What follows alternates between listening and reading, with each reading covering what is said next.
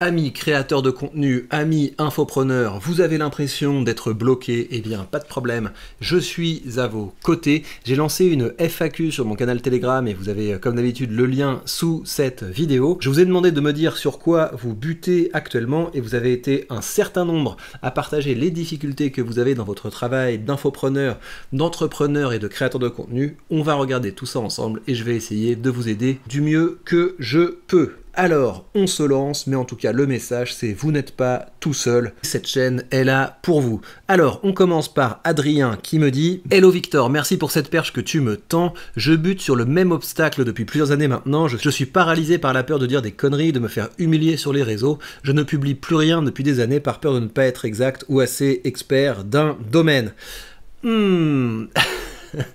Je vais vous dire les choses telles que je les pense, mais faites attention à la fausse humilité. Vous voyez, la vraie humilité, c'est effectivement créer du contenu en sachant que c'est pas parfait, mais on le fait quand même parce qu'on a envie de s'améliorer.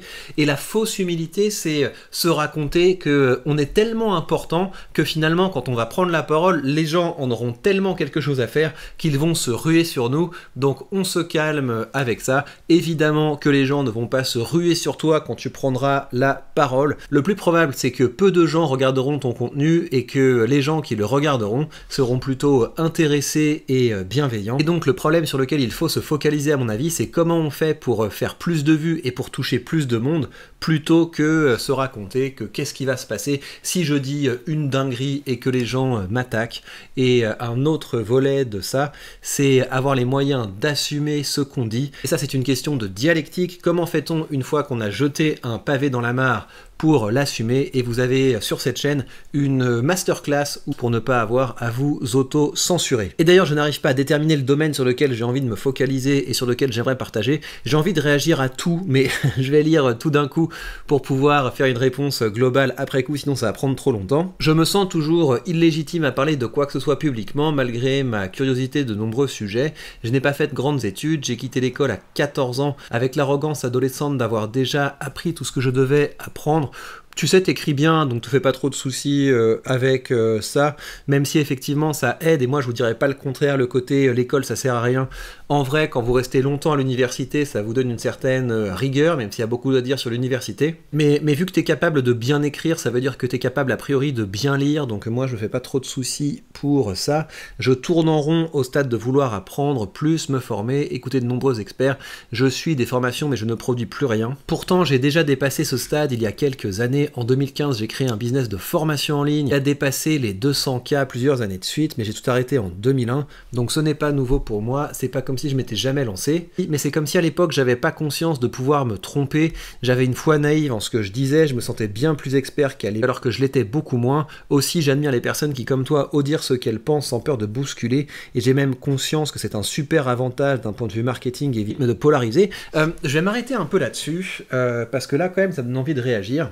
Le côté ouais c'est bien, tu polarises, t'assumes de polariser parce que c'est marketing, ça n'a rien à voir avec ça. C'est juste que je dis ce que j'ai envie de dire parce que ça me plaît, parce que j'en ai envie. Je ne suis pas en train de me forcer à avoir des convictions fortes pour essayer de faire des vues. J'ai des convictions fortes donc je les partage. C'est juste que je ne m'auto-censure pas. Donc c'est plus du refus de censure qu'une stratégie marketing. J'aspire à avoir le même cran, la même audace, mais je ne sais pas comment ça pourrait être possible. Je me suis fait accompagner par de nombreux coachs et thérapeutes, mais personne ne semble pouvoir m'aider à sortir de ce marasme. Je me sens dans un auto-sabotage qui semble empirer avec le temps. C'est un cercle vicieux, moins je produis, plus mon estime de moi et ma confiance en moi diminue, et donc moins je produis. D'ailleurs, je t'ai déjà contacté sur le sujet il y a 2 ans, j'ai essayé de suivre tes conseils, mais j'en suis toujours au même point.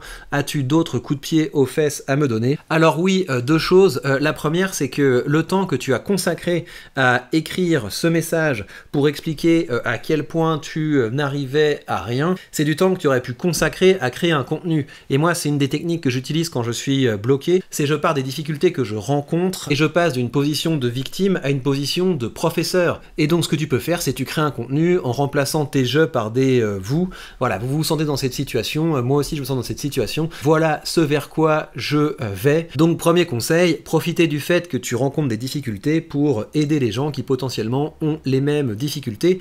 Et l'autre chose, c'est aux côtés de l'expertise, de la peur de ne pas avoir le niveau, etc. Pour moi, c'est pas un sujet. Le sujet, c'est qu'il faut avoir envie. Il faut avoir de l'envie, et un bon mois, c'est un mois qui commence en te lançant un défi. Et donc ce défi, ça va être par exemple, j'ai envie de reprendre une routine de création de contenu parce que ça fait trop longtemps que j'ai du mal avec ça. Et ton premier contenu, c'est ça. C'est tu annonces le défi avec le public, voilà où j'en suis, voilà pourquoi je galère. Et mon objectif, ça va être d'atteindre tel stade. Ça va être de prendre telles habitudes. Et tu vas documenter ce que tu fais sur le chemin pour améliorer ta performance. Ça va te permettre de créer du contenu au fur et à mesure. Ça va te permettre d'accumuler des preuves de ta réussite, et c'est ça qui feront que les gens auront envie d'acheter chez toi. Pour ce qui est de tu t'es déjà lancé, ça a déjà marché, et aujourd'hui tu hésites à le refaire alors que ça avait marché par le passé. Non, moi je pense qu'il y a quelque chose qui ne fonctionne pas bien, peut-être tes manières de travailler qui font que tu t'es arrêté, parce que normalement quand tu as commencé à cartonner, eh bien tu es lancé et il faut continuer à avancer. Et là où je comprends que tu puisses avoir une difficulté, c'est que c'est plus difficile d'améliorer un business existant que de se relancer, de démarrer de zéro. Parce que quand tu démarres de zéro dans quelque chose de nouveau, bah voilà, t'es motivé, tu te dis c'est nouveau, je découvre quelque chose, j'ai une énorme courbe de progression, alors que passer de 100 à 101, tu as l'impression que tes progrès sont imperceptibles, et c'est donc moins motivant. Et c'est pour ça que je pense que c'est une bonne idée d'organiser son business autour de défis mensuels. Tous les mois, tu te lances un nouveau défi, tu avances dessus, et comme ça, tu as l'impression de recommencer un business mois après mois, et c'est ce qui permet d'être motivé, toujours en continuant de progresser. Alors, bonne chance pour tout ça, et on passe à la suite. Alors, Mick Ball qui me dit « Comment garder la motivation pour publier régulièrement quand les résultats sont irréguliers ou lents à venir, comme sur YouTube, car je suis sûr que beaucoup de créateurs se découragent quand ils voient le temps que cela prend pour créer une communauté. La meilleure chose à faire, et c'est d'ailleurs le succès de la chaîne YouTube business, il faut créer du contenu à l'intersection de deux choses, ce dont tu as envie et ce dont tu as besoin. Et si tu es capable de créer du contenu comme ça marche très bien. Et c'est pour ça que ma chaîne finance, je prends du plaisir à créer du contenu là-dessus. C'est parce que je crée le contenu que j'ai envie de regarder, parce que c'est le contenu que je consomme, c'est le contenu que je prends plaisir à regarder. Et à côté de ça, ça me fait du bien, parce que c'est du contenu qui me permet de prendre soin de mes finances, qui me permet d'avoir toujours un œil sur les investissements. Et si tu veux, ce qui est utile pour toi, en général, c'est utile pour les autres. Donc partir de ce dont tu as envie et ce dont tu as besoin, en général, ça va rencontrer quelque chose qui est utile et excitant pour le public. Donc encore une fois, pars de ce qui t'excite, de ce qui te fait plaisir, mais aussi de ce sur quoi tu as besoin de progresser. Ça devrait te permettre de ne pas perdre le temps que tu investis. Ensuite, Marche me dit « Salut Victor, je bute sur le lancement d'une chaîne YouTube. J'ai l'impression que mon thème est trop niche, puis il y a le syndrome de l'imposteur qui me freine. Arrêtez de vous faire avoir par ces conneries de développement personnel. Tu es un imposteur. C'est pas un syndrome, tu es un imposteur. Toute personne qui commence est un imposteur, parce que vous ne savez rien et parce que vous ne savez pas le dire. Donc arrêtez de vous inventer des syndromes. Vous êtes des imposteurs tant que vous ne vous êtes pas bougé les fesses, que vous n'avez pas commencé à progresser, que vous n'avez pas commencé à avancer. Ce qui fait que je n'ai pas le syndrome de l'imposteur, c'est que je ne suis pas un imposteur. C'est que j'ai aidé des milliers de personnes, c'est que j'ai créé des centaines de produits, que j'ai publié des dizaines de milliers de vidéos. Donc l'imposture part à mesure qu'on avance. Donc arrêtez avec le syndrome de l'imposteur. Ce qui vous freine, c'est que vous êtes fainéants et que vous êtes des petits intellos. C'est que vous intellectualisez trop les choses, alors que vous devriez vous bouger les fesses. Voilà, et je pense que de temps en temps, il faut vous le dire. Comment prendre confiance et être capable de critiquer ses propres idées de manière objective? Je me suis jamais posé ce genre de questions, les mecs. Qu'est-ce que ça veut dire critiquer ses idées de manière objective? T'es Socrate? C'est ça? Ton objectif, c'est d'être la personne la plus objective du monde? Ça marche pas. La personne la plus objective du monde, c'est ChatGPT, et quand il parle, il emmerde tout le monde. Donc, focalise-toi sur ce dont tu as envie de parler, focalise-toi sur ce que tu as envie de faire. Tu me dis que ta niche, c'est trop niche parce que tu t'intéresses au tir, mais il y a plein de gens qui s'intéressent au tir, à l'arme à feu, surtout en ce moment. Il y a une énorme communauté de gens qui se demandent comment on passe sa licence, quel fusil il faut choisir. Donc ça va toucher beaucoup de monde, et si tu as envie de le mêler avec la finance, et bah tu crées une chaîne un peu du style entrepreneur, ou alors indépendance, ou alors autosuffisance, ou ce genre de choses, et tu trouveras bien une manière de faire tout ça. Alors, Alban me dit « Salut Victor, je suis intéressé par le détail de ton système de veille et de recherche pour trouver les meilleures tendances et associer sur mon thème.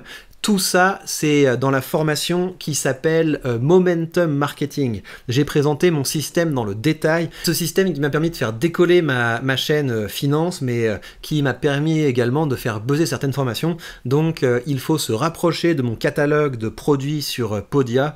Et cette formation, elle n'est pas en promo, mais même à son prix normal, elle vaut largement le prix que tu vas y investir.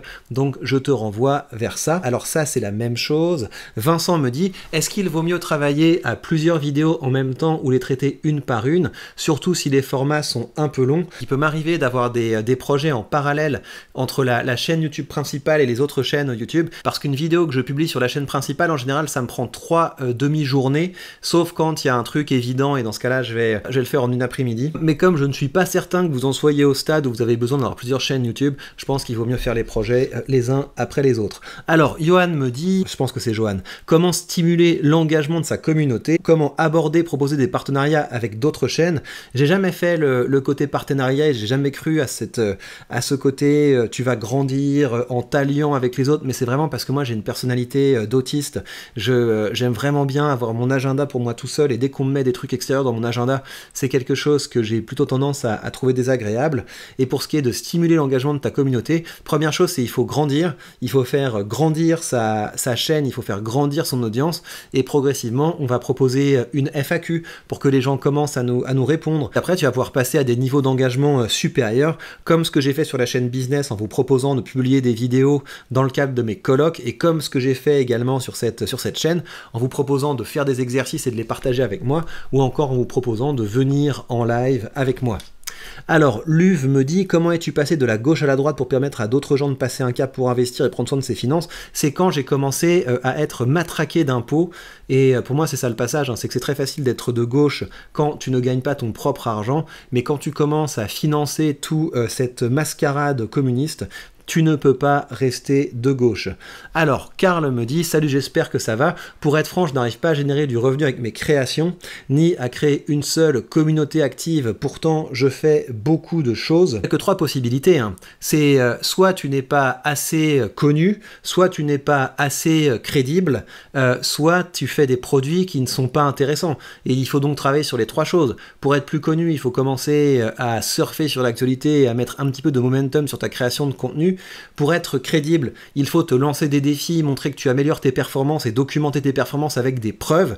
Et puis, pour faire des produits qui marchent, il faut commencer à créer des produits régulièrement et voir ce qui mord. Alors Jacques me dit, comment organises-tu ton temps? En peu de temps, tu es devenu expert en plusieurs choses. Faire des vidéos, chercher l'info pour devenir meilleur, prends un temps monstrueux, j'ai du mal à être plus efficace. As-tu un hack pour augmenter le niveau d'expertise plus vite? Non, il n'y a pas de hack. Moi, tu sais, ça fait longtemps que je fais ça, hein, et puis j'ai une thèse aussi. J'ai commencé dans un domaine avec une thèse, donc ça veut dire que j'ai pris le temps de poncer un sujet, et pour la finance, j'ai commencé à faire des vidéos sur ce sujet 2 ans après m'être passionné pour ce sujet, donc ça prend un certain temps, et si tu as la passion pour les sujets que tu traites, ça va venir progressivement. Alors ton retour d'expérience avec les shorts, qu'en penses-tu? Y a-t-il un titre de short à privilégier? Par exemple, une simple reprise d'un bout principal, d'un bout de vidéo, ou un vrai contenu spontané et court? Alors oui, j'ai un retour d'expérience, c'est que toutes les fois que j'ai passé du temps sur un short, j'ai été déçu. Toutes les fois que j'ai voulu faire un truc un peu monté, etc., je me dis que ça vaut beaucoup plus la peine de mettre du travail sur des formats longs, et ce qui marche dans le short, c'est t'as une connerie à dire, tu te filmes, tu dis la connerie, si c'est suffisamment bête, eh bien ça va prendre. Alors Cédric me dit, salut Victor, merci pour la valeur que tu apportes, j'ai plusieurs domaines de compétences et d'expérience, est-ce que je dois réaliser plusieurs chaînes? Exemple, domaine, relations, business, vente, psychologie, c'est toujours le même domaine, c'est simplement un seul domaine, donc fais une chaîne et lance plein de perches, et tant mieux si tu as plusieurs domaines à explorer, parce que plus tu lanceras de perches, plus tu seras capable d'avoir des données pour savoir ce qui va marcher, tout en gardant à l'esprit que ce qui marche à un moment cessera de marcher à un autre moment, et maîtriser le momentum, c'est aussi ça, c'est créer du contenu et vendre des produits là où ça marche, sans devenir amoureux de ce dont on parle, parce que parfois il faut être capable de pivoter, parce que d'autres sujets sont plus efficaces. Alors, J me dit, ma problématique est de lancer une chaîne YouTube de fabrication électronique sans aucune monétisation, mais dont le but serait de faire du marketing perso afin d'asseoir ma crédibilité auprès de nouveaux clients pour lesquels je développe des produits. J'ai une idée précise de contenu, mais je n'arrive pas à en faire une priorité. Et bah ça, mon pote, c'est ton problème. C'est vraiment ton problème. Si tu sais ce que tu dois faire, mais que c'est pas une priorité pour toi, eh bien focalise-toi sur tes priorités. Tu n'es pas obligé de créer du contenu. Pour moi, c'est un super projet de créer du contenu si on a besoin d'avoir un side business ou si on aspire à une vie avec plus de liberté. Mais si tu as d'autres choses sur lesquelles allouer ton temps, eh bien attends que ça devienne une priorité et dans ce cas-là, ça ira tout seul. Alors Jacques me dit, sur X, tu as une stratégie où tu ne fais que tester le réseau et son potentiel ou emmerder les gauchistes. Ces stratégies, qu'en penses-tu actuellement? Bah si tu veux, j'ai mon compte Twitter qui commence à bien grandir. Ça veut dire que je peux l'utiliser pour avoir un petit peu d'écho pour certaines de mes productions, pour certains de mes produits. Donc je suis assez content de ce point de vue-là. Je suis assez content de ce point de vue-là parce que ça prend absolument aucun temps. Tu sais, c'est pas une stratégie, hein, c'est juste dire ce qu'on pense. Et si tu dis ce que tu penses et que tu as fait l'effort d'avoir une personnalité et une pensée qui est un petit peu originale, le fait de simplement dire ce que tu as envie de dire, ça va secouer les gens et ça va faire du bruit. Donc c'est un réseau de contenu sans effort, mais le gros intérêt de Twitter, si tu veux, c'est plus en termes de création de contenu, en termes d'idées de création de contenu, parce que ce que t'envoie le fil Twitter, c'est des choses où tu te dis oh, il faut que je réponde à ça, c'est n'importe quoi, etc. Donc c'est du contenu qui est sélectionné pour avoir un impact émotionnel fort. Donc tu vois comment fonctionne ma chaîne business en ce moment. Je n'ai qu'à sélectionner les choses que j'ai notées sur Twitter plutôt que d'y répondre en disant ouais, qu'est-ce que c'est que ce bazar, etc. Je les retiens et puis ensuite je fais un contenu où je dis ce que j'ai envie de dire là-dessus. Et avant j'utilisais YouTube pour prendre mes idées de contenu, mais je me suis rendu compte que YouTube, quand tu regardes ce qui est produit sur YouTube, c'est du contenu qui a déjà été pensé sur Twitter. Donc c'est sur Twitter que tu as la source des infos les plus chaudes. Donc c'est voilà, c'est ça le gros intérêt de Twitter. Hello Victor, merci pour des inspirations et partages quotidiennes. Ma question, liste email à 120 inscrits, environ 150 ouvertures à chaque fois que j'envoie un mail, 10 formations lancées, une seule vente, audience majoritairement jeune. Alors 10% d'ouverture, c'est effectivement peu, donc ça veut dire peut-être que les gens ne sont pas intéressés par ton contenu, ils étaient peut-être intéressés pour autre chose, ou peut-être que tu l'as fait grandir avec de la pub, ta liste email, ce qui est une erreur, mais je n'en sais pas grand-chose, ou peut-être que tu l'as fait grandir avec une promesse où les gens prennent le jouet et s'en vont. 10 formations lancées, une seule vente, effectivement, ça veut dire que tes formations ne répondent pas à un besoin. Effectivement, l'audience jeune, c'est pas forcément le meilleur projet, donc oui, je pense que je changerai de business, mais enfin voilà, ils vont grandir, les gens auxquels tu t'adresses, ils vont grandir, donc ça c'est une première chose. Et par ailleurs, si tu as été capable de créer 10 formations, c'est cool, ça veut dire que tu sais créer des formations, et donc quand tu vas trouver la thématique qui marche et la manière de raisonner avec le public, bah, tu auras déjà toutes les compétences pour en profiter. Mais là, je pense que tu dois lancer d'autres paires, tâter d'autres publics, tâter d'autres sujets pour voir si tu peux corriger ça. Alors Yannick qui me dit « Bonjour Victor, j'ai le même problème que certains, j'ai peur que le sujet soit trop niche. Arrêtez d'avoir peur. Est-ce que vous êtes des grosses baltringues? Est-ce que vous m'avez déjà entendu dire « J'ai peur de, je crains que... » Non, arrêtez d'avoir peur, enfin. Et que mon sujet soit trop niche, la data c'est absolument partout. Dès qu'un trou de balle fait une publication sur Twitter avec les statistiques de je sais pas quoi, c'est de la data. La tech, c'est de la data, le big data, etc. Donc arrêtez de délirer et arrêtez d'avoir peur. Il n'y a pas de sujet de niche, il y a simplement des créateurs qui sont pas capables de percer. Alors, et puis ensuite, vous vous répondez entre vous et ça, c'est vachement bien. Vous avez intérêt à échanger entre vous. Et d'ailleurs, je vais lancer le vendredi flex parce que tous les vendredis, je vous propose de partager ce que vous avez créé avec les autres membres de cette communauté, de vous encourager mutuellement, et je trouve que c'est très positif. Je vois que vous avez quand même beaucoup de problèmes de positionnement et d'affirmation et de crédibilité, et ça tombe bien parce que c'est le sujet de la formation sur laquelle je suis en train de travailler actuellement. Pour pas louper ça et pour pas louper les mails que je vous écrirai sur cette thématique à la fin du mois, inscrivez-vous avec le lien que vous avez sous cette vidéo. Et si vous n'avez pas envie d'attendre et que vous voulez que je vous aide spécifiquement sur votre problème en passant du temps avec vous, vous avez également le lien vers ma consultation rhétorique. Ça coûte pas très cher, on passe une demi-heure ensemble et on se focalise à fond sur les ressources qui vont vous permettre de régler votre problème et de vous débloquer. Vous avez tout ça sous cette vidéo. Si ce format vous plaît, eh bien je vous invite à le liker, je vous invite à partager cette vidéo et je vous invite à rejoindre le canal Telegram pour pouvoir à votre tour poser vos questions. Et bien voilà, chers amis, prenez bien soin de vous et on se retrouve très vite pour de prochains contenus.